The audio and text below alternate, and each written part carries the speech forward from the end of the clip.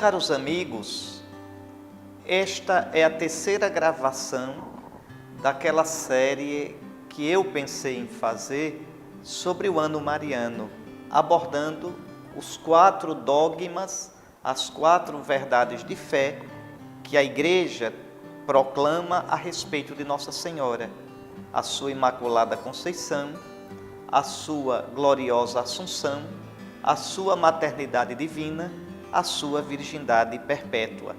Nós já conversamos sobre a Imaculada Conceição e já falamos também sobre a maternidade divina. Agora gostaria de falar, nesta gravação, sobre a virgindade perpétua de Maria. Desde as origens da Igreja, os cristãos professam que Nossa Senhora concebeu virginalmente.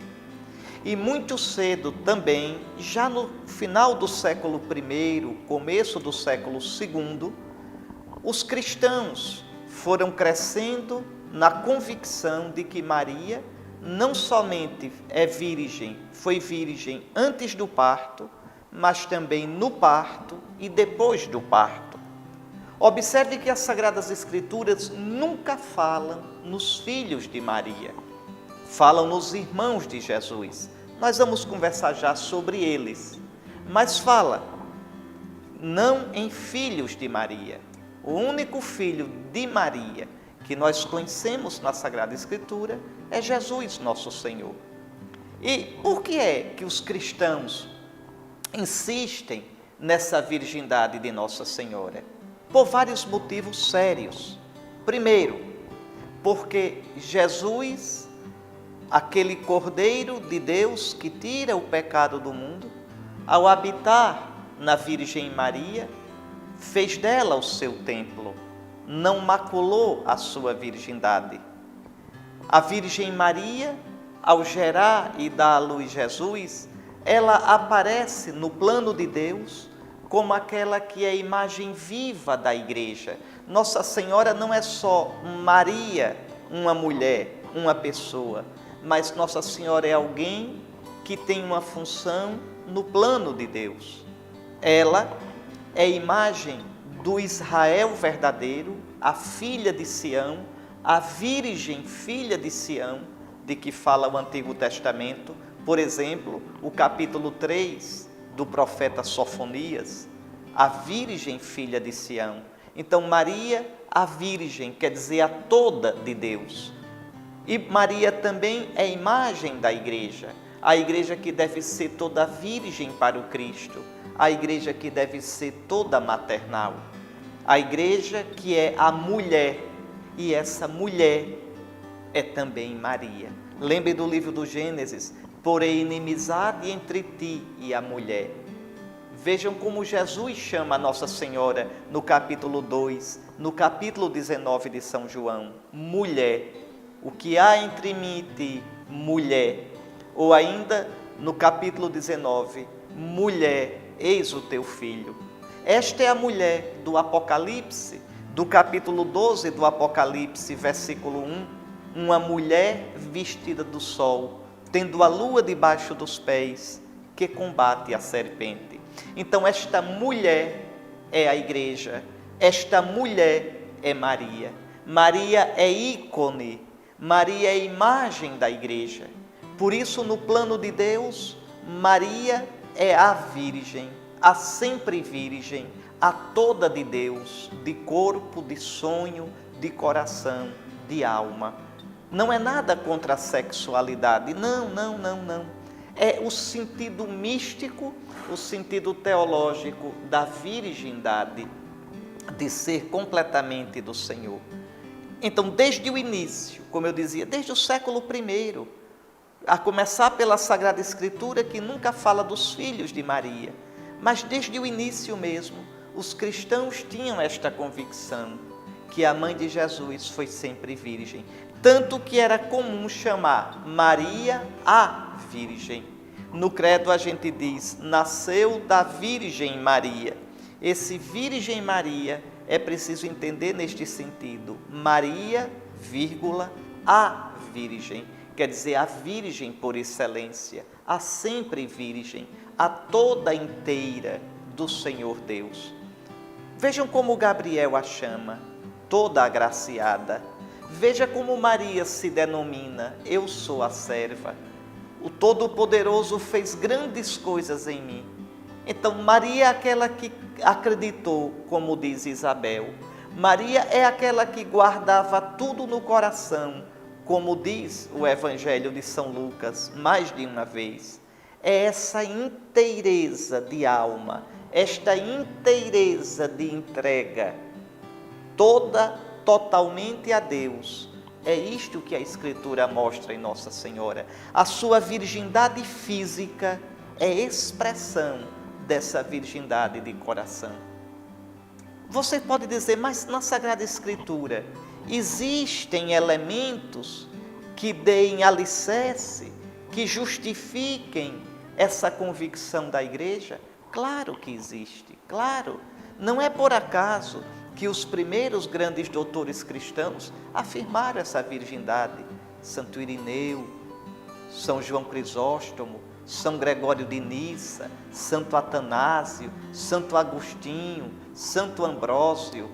Depois o 8º concílio ecumênico, o 3º de Constantinopla, dogmatizou isso, colocou como dogma mesmo, no ano 680 da nossa era. Maria é virgem antes, durante e depois do parto. Ora, primeiro o Evangelho de Mateus, no capítulo 1, a virgindade de Maria antes do parto. E é interessante que Mateus, no capítulo 1, versículo 25, cita Isaías: a virgem conceberá, a virgem dará à luz um filho, ao Deus conosco. Então a mãe de Deus, veja, virgem concebeu e virgem deu à luz. A virgem conceberá e dará à luz um filho. Essa passagem, essa aplicação que São Mateus fez da passagem de Isaías 7, foi motivando a Igreja a ver a virgindade perpétua de Maria. Depois também o capítulo 1 de São Lucas, a mesma coisa. São Lucas vai mostrar que Maria foi virgem antes de conceber. Mas eu citei Mateus, capítulo 1. Queria chamar a atenção do versículo 25.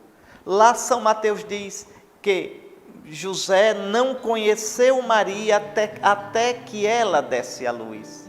E aí as pessoas podem entender errado, podem compreender, olha, se José não conheceu Maria até que ela desse à luz, depois que ela deu, José conheceu. Não. Em grego, a expressão grega eos, até que, não quer dizer que depois que as coisas tinham mudado. Eu lhe dou um exemplo. Na primeira carta aos Coríntios, no capítulo 15, versículo 25, São Paulo diz, falando de Cristo: é preciso que ele reine até que tenha colocado todos os inimigos debaixo de seus pés. Até que. Depois que colocar os inimigos debaixo dos pés, vai deixar de reinar? Não, vai continuar reinando. Então Cristo vai reinar até que tenha colocado os inimigos debaixo dos pés e depois continuará reinando. Do mesmo modo, José não conheceu Maria até que ela desse à luz e depois também não a conheceu. É assim que a Igreja entendeu. O que eu quero dizer é que este até que de Mateus 1,25 não significa que depois que o comportamento de José mudou. Depois os irmãos de Jesus. A Escritura nunca diz que esses irmãos de Jesus são filhos de Nossa Senhora. Você sabe, na Sagrada Escritura o termo irmãos não diz somente a filhos do mesmo pai ou da mesma mãe. Irmãos significa, exprime qualquer parentesco. Lembre de Abraão e Ló. Abraão é tio de Ló. E, no entanto, Abraão diz, lá em Gênesis capítulo 13, versículo 8, nós somos irmãos. Diz a Ló isto. E não são irmãos, são tio e sobrinho. E há tantas outras passagens da Sagrada Escritura, do Antigo Testamento, que mostram na mentalidade semita, na mentalidade dos judeus a palavra irmão, usada para qualquer parentesco. Gênesis capítulo 29, versículos 12 e 15. Gênesis capítulo 31, versículo 23. O primeiro livro das Crônicas, no capítulo 23, versículos 21 a 23.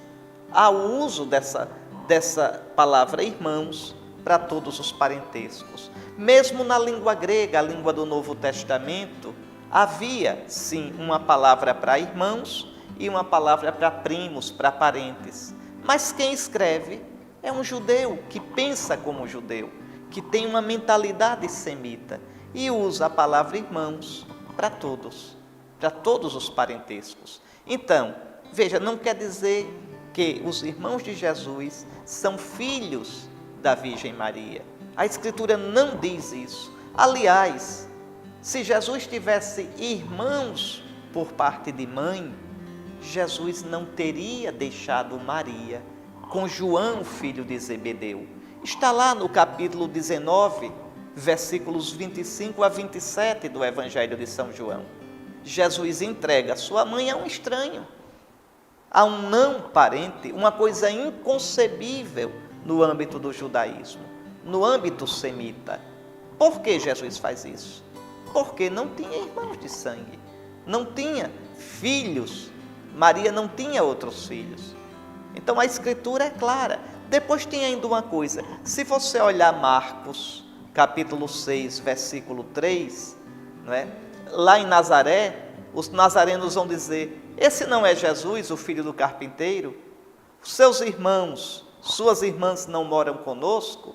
Tiago, Josete, está lá, Marcos, capítulo 6, versículo 3. Só que ao pé da cruz, no mesmo Evangelho de Marcos, capítulo 15, versículo 40, São Marcos diz quem é a mãe desse Tiago, desse Josete, de uma tal de Salomé. É uma outra Maria. Não é Maria, mãe de Jesus. Está lá. Pode olhar, Marcos, capítulo 15, versículo 40. São Mateus também vai falar dessa mãe dos irmãos de Jesus. Mateus 27, 52. E vai dizer em 28:1, versículo 28:1, é a outra Maria. Não é a mãe de Jesus. A tradição da igreja sempre garantiu que Maria é virgem antes, durante e depois do parto. Você pode perguntar, mas como Maria é virgem durante o parto? São João Crisóstomo, no século IV, dizia assim, pregando numa noite de Natal: hoje a Virgem concebeu e deu à luz virginalmente. E tu me perguntas, como foi isto? Pois eu te digo, aquele que me ensinou a crer no mistério, ensinou-me também a não fazer perguntas inconvenientes sobre ele. Aí, o silêncio de Deus. E São Basílio Magno, grande doutor da igreja, também dizia: repugna ao povo cristão pensar que o Cordeiro sem mancha, o Salvador, tenha maculado a virgindade de sua mãe ao nascer. Então, Maria sempre virgem, como a igreja deve ser. Maria virgem na alma, virgem porque guardou a palavra de Deus. E essa virgindade tomou conta também, é expressa também no corpo de Nossa Senhora. Aquilo que ela é, no seu corpo e na sua alma, nós devemos ir nos tornando pela graça do Espírito Santo, na nossa alma, no nosso coração, por um coração indivisamente para Cristo, e no nosso corpo, pela virtude da pureza, da castidade, expressão de que o Senhor é Senhor também do nosso corpo e não só da nossa alma, Senhor de todo o nosso ser, Redentor da inteireza nossa em corpo e alma. Que pelas preces da toda Virgem, de Maria a Virgem, nós possamos alcançar o sonho de Deus para nós. Amém.